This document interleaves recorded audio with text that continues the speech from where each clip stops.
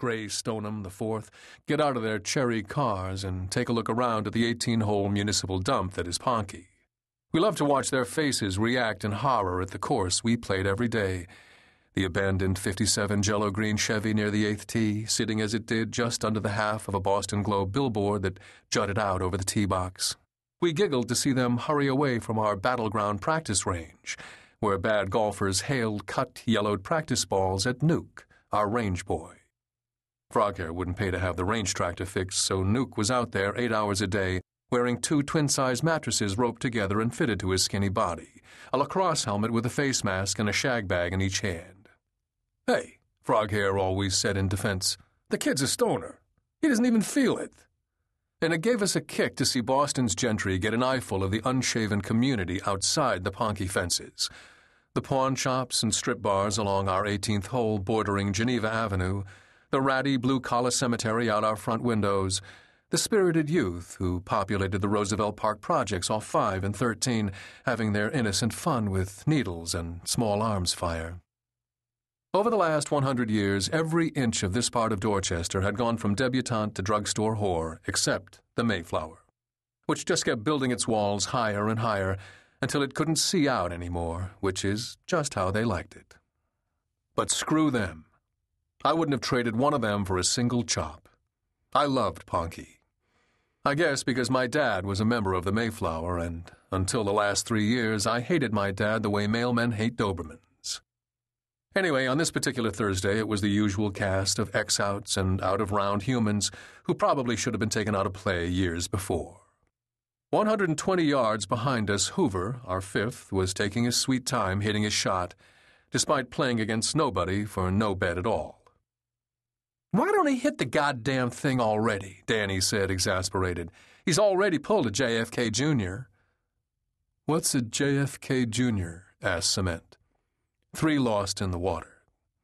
"I believe it's your turn, Hoove," Dannie yelled, knowing all the while that there was no such thing as turns at a free-for-all, etiquette-less joint like Ponky.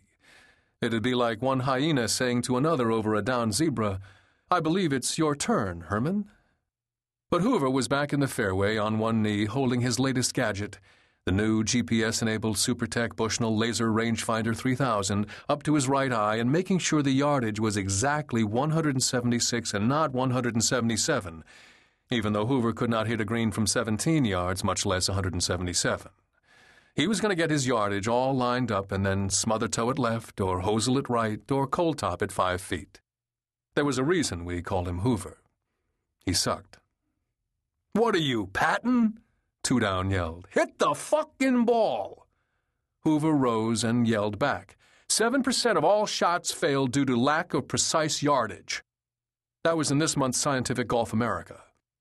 Then he stepped up and chunked it about 20 yards, or about 2 yards short of his divot.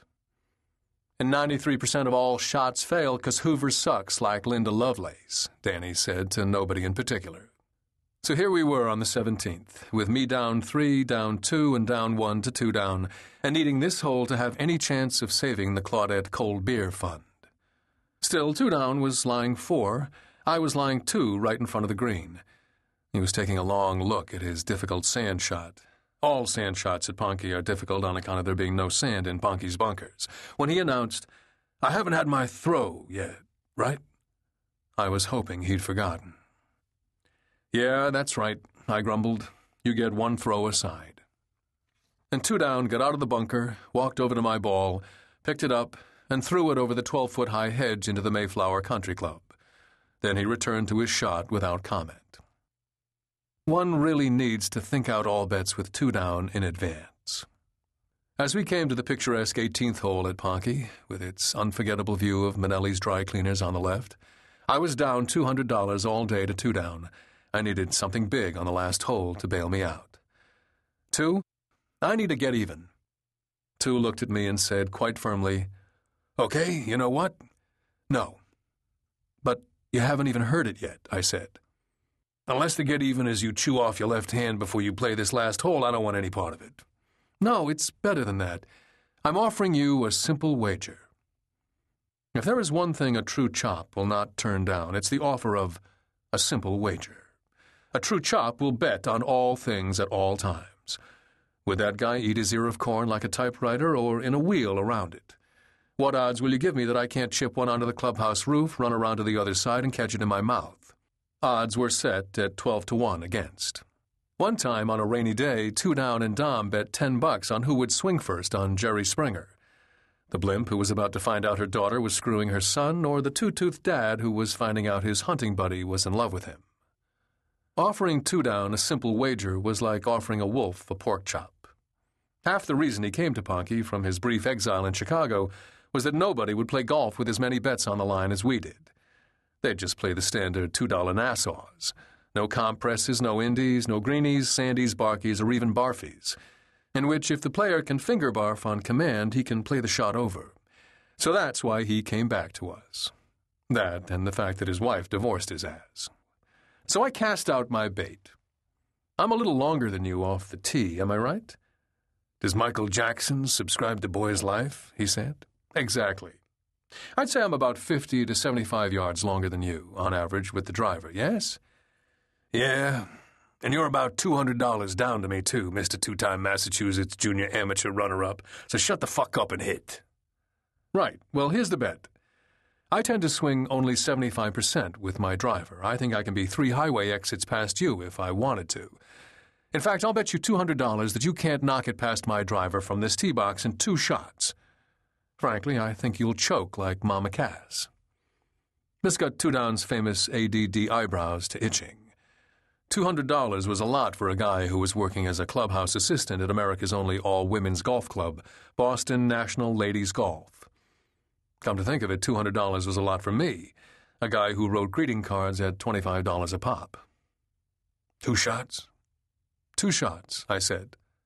Who goes first? Well, it's your honor. We stand on tradition here at Ponky, naturally. Naturally, he said. 2 shots. 2. You're going to hit your ball, and I'm going to hit my ball, and neither of us gets to hit the other guy's ball. Right? Right. Cementhead was starting to get annoyed. Damn, you guys. People have circumcised the globe faster than this. We both looked at him. Circumnavigated the globe, I said. You sure? He said. I'm sure.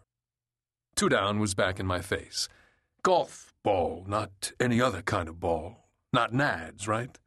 Today, here at Ponky, right now. Precisely. And if I can get past your single shot in my 2 shots, you'll pay me $200. U.S. legal tender, stacking zops today back in the clubhouse. Right? Right. Bank, he said. This set off much whooping and taunting and side-betting among the 3 other members of the fivesome, as is custom. And then Two Down stepped his wiry little Polish ass up to the tee and put his usual unfilmable quick slash on his ball, which produced his usual 190-yard-long, 2-feet-high, bunny-raping line drive that could go under a 1977 Datsun. I see you've gone to a higher lofted driver, I observed, stepping up from my shot. Blow me, he said. I teed my ball up nice and high and began to waggle my driver. I waggled and exhaled and waggled some more. Then I stepped away, pretending to reassess my shot. Then I went around to the other side of the ball and began waggling the club again, only in the complete wrong direction. Ray, hole's the other way, Cementhead said.